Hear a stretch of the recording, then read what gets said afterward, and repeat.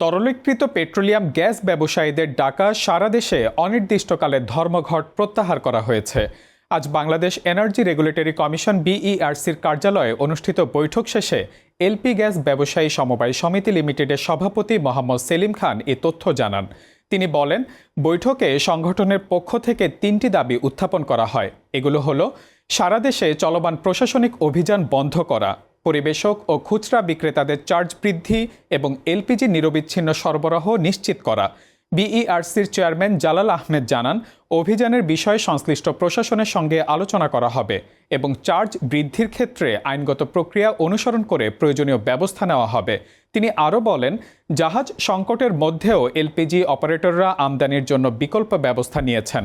এতে আগামী সপ্তাহের মধ্যে সরবরাহ পরিস্থিতি কিছুটা স্বাভাবিক হতে পারে।